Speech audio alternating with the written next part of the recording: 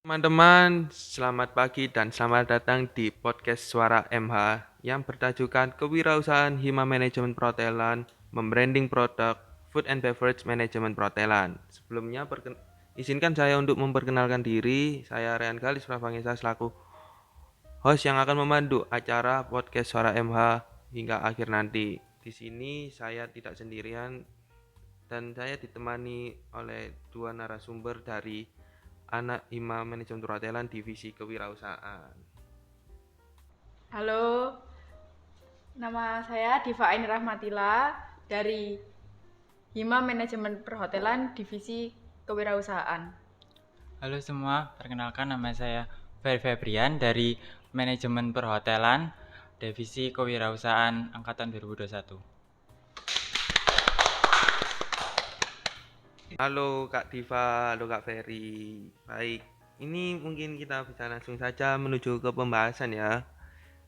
Apa sih yang kalian ketahui tentang Hima itu? Menurut Kak Diva sendiri itu gimana? Hima itu suatu organisasi yang tertuju pada program studi. Menurut Kak Ferry, Hima itu seperti apa? Mungkin menurut saya ya, Hima sendiri itu organisasi yang banyak divisinya, seperti PSDM, BPH, Kominfo, Keilmuan, Sega, dan Kewirausahaan. Baik, untuk ini ya, cara membagi waktu antara organisasi Hima dengan dunia perkuliahan itu gimana? Biasanya saya itu membagi waktunya dengan cara membuat tabel atau membuat jadwal untuk per hari, per bulan atau per minggu. Itu biasanya untuk uh, kayak misalnya contoh hari ini jam segini kita mengerjakan tugas kuliah ataupun uh, melanjutkan pengurusan untuk kewirausahaan sendiri. Kalau ada orderan ya kita tambah lagi untuk jam segini sampai jam sekian untuk melakukan kegiatan itu. Menurut Kak Diva sendiri, cara membagi waktunya itu seperti apa? Kalau dari aku sendiri sih sama, kayak kita membuat planning gitu kan, antara kuliah sama organisasi gitu kan. Tapi kalau menurutku sih kita tuh gak jangan jangan kayak jangan pokoknya organisasi sama sama akademiknya itu harus seimbang gitu. Jadi nggak boleh kayak organisasi full atau akademik full gitu. Kita juga punya tugas, sama kita harus bertanggung jawab sama apa yang kita lakukan. Jadi balance gitu ya, seperti antara perkuliahan dengan organisasi. Baik, ini selanjutnya ya. Saya ingin tahu sih divisi kewirausahaan itu seperti apa di Hima Manajemen Perhotelan. Menurut Kak Diva sendiri, Divisi KWU ini kita itu menjual berbagai macam produk seperti merchandise, eatery, bakery, pastry, dan juga kita menjual danusan setiap bulan. terus menurut Kak Ferry, divisi kewirausahaan itu seperti apa? Kalau menurut saya divisi kewirausahaan sendiri itu membuat suatu produk atau jasa yang bisa digunakan untuk uh, konsumen yang sedang membutuhkan, seperti itu. Selama ini dari divisi kewirausahaan, apa yang hal yang paling berkesan? Contohnya dapat konsumen dari apa, terus mengembangkan produk seperti apa? Paling berkesan sih kita pernah mendapatkan pesanan, dan itu dari orang Malaysia. Dan itu kayak kita punya kesan tersendiri sih, kayak wih, anak KWU punya pesanan dari orang Malaysia. Ya meskipun itu melalui dosen sih, tapi kan kita punya kebanggaan sendiri gitu loh. Kalau wih, anak kewirausahaan dapat pesanan lunchbox sama snack dari orang Malaysia gitu. Jadi kayak punya ya punya kesan tersendiri. Keren berarti ya, Ya. dapat mendapatkan orderan dari orang Malaysia. Iya. Kalau boleh tahu, pada saat itu makanan apa yang mereka pesan? Di lunchbox sama snack. Ya, yaitu lunchbox sama snacknya itu kurang lebih 70 dan 70, itu dari hari 3 hari berturut-turut lunchbox sama snack, dan itu setiap menunya berbeda setiap harinya. Itu mulai dari snack dan lunchboxnya juga berbeda, jadi cukup bervariasi semua. Tapi tetap masakan Nusantara. Apakah orang Malaysia ini itu memesan satu jenis makanan atau memesan berbagai jenis? Banyak. Ya kan itu kita dari 3 hari itu mereka memesan 3 hari kita dengan menu yang berbeda-beda gitu. Jadi kayak snack sama lunchbox-nya itu dalam 3 hari ya berbeda-beda gitu. Jadi kayak bervariasi, lebih bervariasi. Selanjutnya, apakah Anda yakin jika mereka puas dengan hasil masakan kalian dari divisi kewirausahaan ini sendiri? Kalau menurut saya, kalau dari pandangan dari diri saya sendiri sih cukup memuaskan, karena dari beberapa dosen juga sempat menyampaikan bagaimana rasa atau pelayanan yang kita berikan untuk orderan itu sendiri. Ya, kalau menurut saya sendiri juga, menurut saya udah puas sih. Ya meskipun banyak adalah kekurangan, tapi dari masukan dari dosen juga katanya masakan dari dosen ini enak gitu. Terus kayak packagingnya juga bagus. Tapi ya adalah beberapa kekurangan. Baik.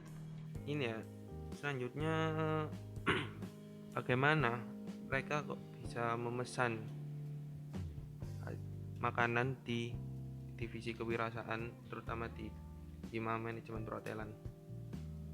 Setahu saya sih itu memesannya melalui dosen, dan itu bisa dibilang promosi melalui mulut ke mulut, jadi lebih dipermudahkan mungkin dan bisa dipercaya kan, karena oh ini dari dosen sendiri loh langsung, jadi nggak perlu cari-cari atau susah-susah gitu.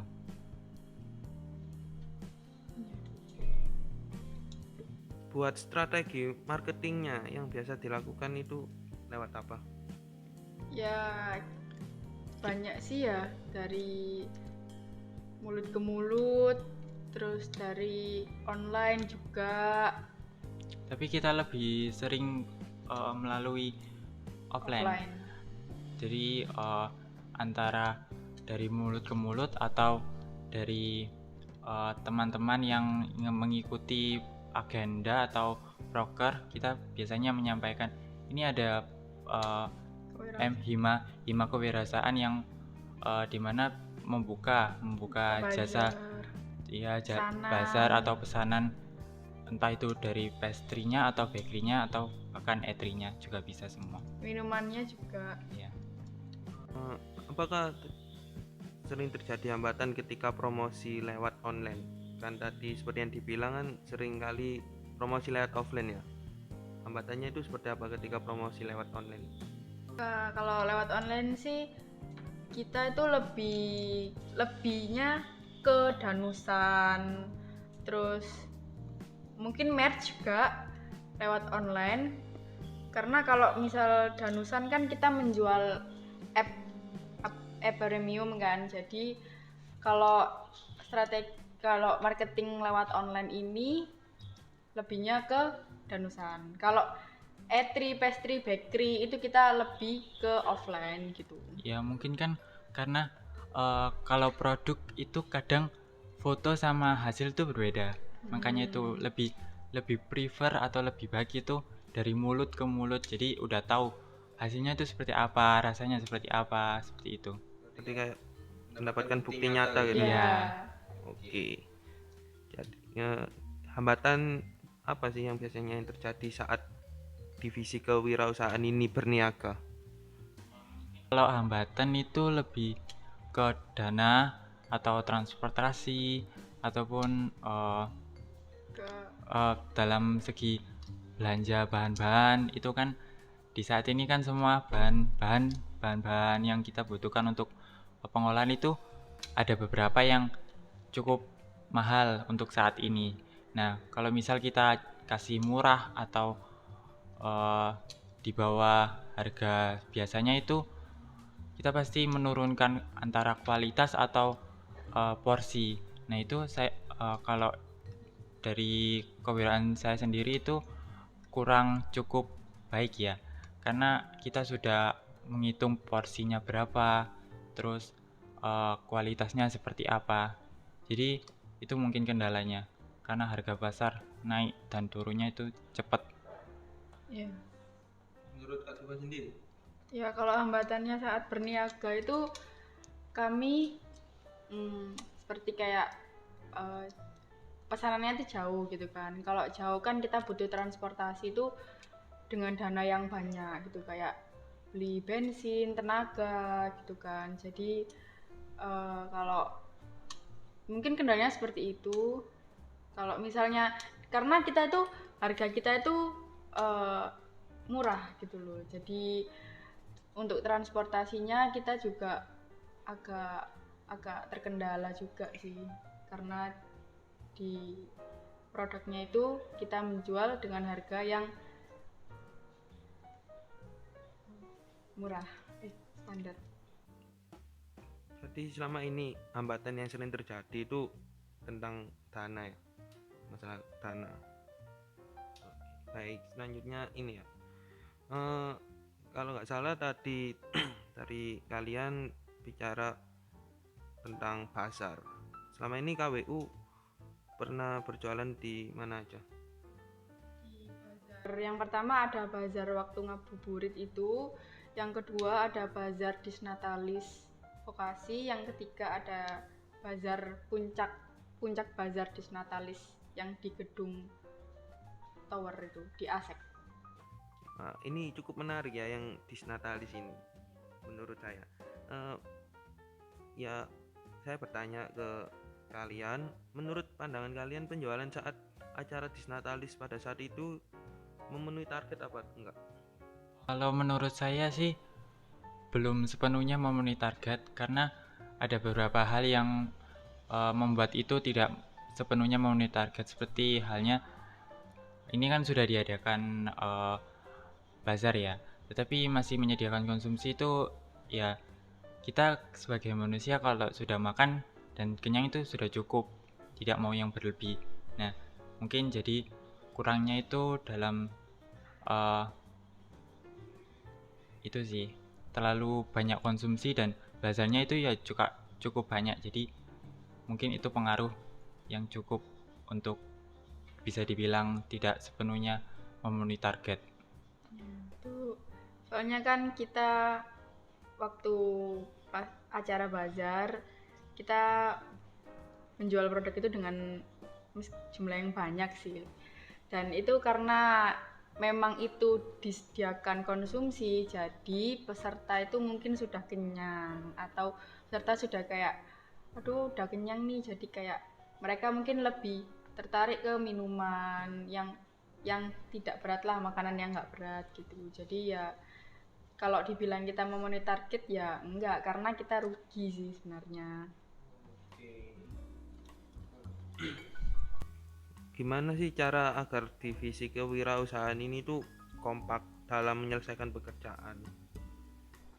Kalau divisi kewirausahaan ini kita saling komunikasi, terus saling menghargai lah satu sama lain, terus kita juga saling mengerti, saling pengertian, kita juga saling kerjasama, kayak teamwork banget gitulah.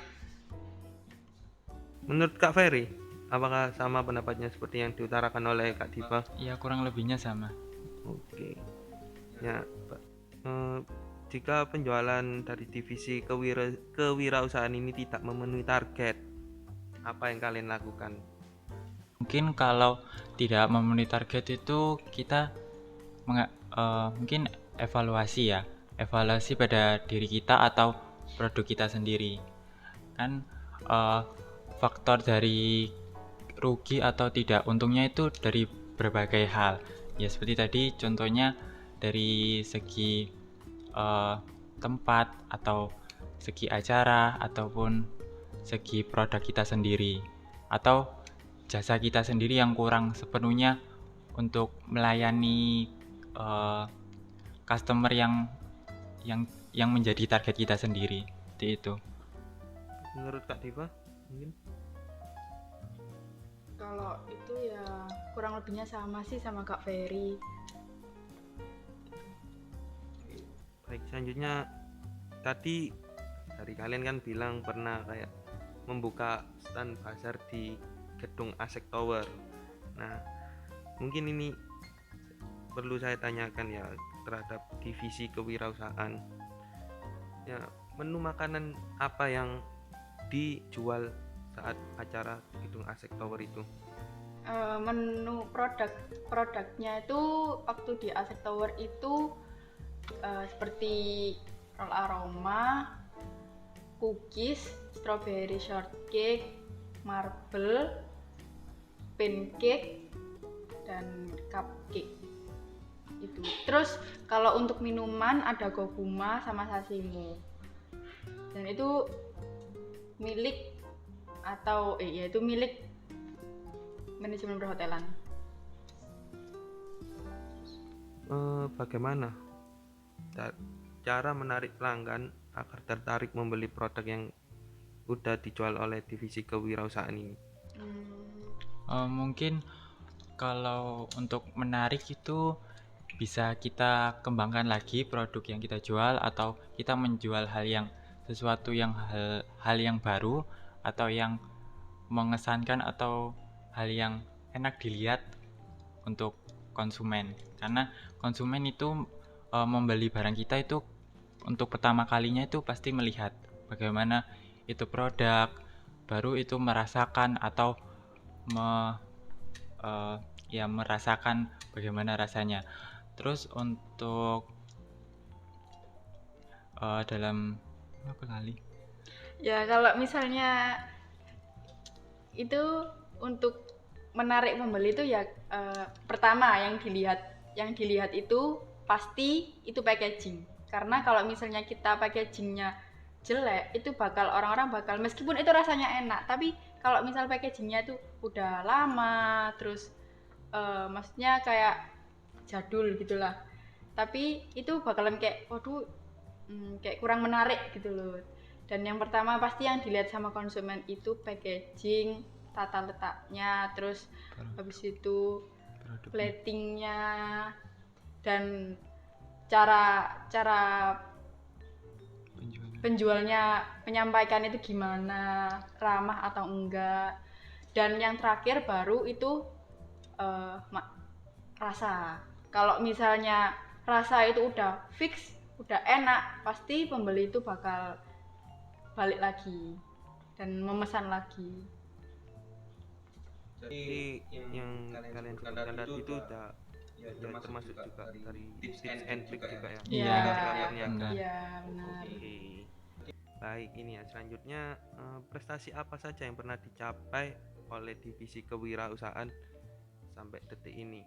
Prestasi yang kita udah capai ini ya, yang pertama kita udah pernah diapresiasi oleh HIMA bahwa kewirausahaan itu pernah diapresiasi oleh HIMA yang kewirausahaan ini divisi terbaik yang karena kita pernah mendapatkan pesanan dari orang Malaysia, terus kita juga aktif dalam proker seperti bazar, terus kayak penjualan yang kayak ya lumayan laris lah. Bagaimana cara kalian untuk mendekatkan diri satu sama yang lainnya? Mungkin untuk menekankan diri biasanya kita saat pembuatan pesanan atau selesai bazar kita tidak langsung pulang, mungkin kita menyampaikan keluh kesah atau kekurangan yang kita alami pada saat itu untuk memperbaiki ke depannya. Terus kita tidak sebagaimana mungkin untuk tidak miskomunikasi seperti itu. Oh iya, ini balik lagi yang tadi ya, tentang sosial media, promosi secara online. Apakah strategi melalui platform sosial media itu bisa dikatakan berhasil atau tidak menurut Anda? Hasil sih ya karena tapi masih belum maksimal sih. Kayak kita tuh kalau promosinya tuh emang yang seperti yang dikatakan dari awal, kita itu promosi produk itu lebih ke offline. Tapi kalau kita promosi tentang danusan, match, kita bakal promosi lebihnya ke sosial media. Jadi kalau dikatakan berhasil sama berhasil enggaknya ini kayak gini ya, kayak kurang intens gitu. Karena kita juga berhasil di offline, kita juga bakal ningkatin ke depannya untuk kita bisa berhasil di online gitu. Seperti kita berhasil di offline. Selanjutnya agenda atau program apa yang sudah berjalan dan agenda atau program apa yang akan dilaksanakan setelah ini? Untuk agenda proker kita punya danusan, punya pastry, bakery, eatery, ada merchandise dan ada bazar juga. Yang sudah terlaksana itu danusan sama pastry, bakery, eatery. Dan untuk bulan Agustus perkiraan itu bulan iya, ini itu mulai berjalannya ya bazar dan merchandise. Karena kita mengejar merchandise ini untuk yang pertama untuk prelude, yang kedua untuk juri di kepanitiaan Hima. Kepanitiaan Hima. Oke. Ya, mungkin hanya itu aja pertanyaan yang dapat saya sampaikan di podcast Suara MH pada hari ini. Terima kasih kepada narasumber yang sudah bersedia untuk diwawancarai dan terima kasih kepada penonton yang sudah menyaksikan Suara MH pada hari ini. Saya Rayhan Galis selaku MC pamit undur diri, sampai jumpa di Suara MH selanjutnya.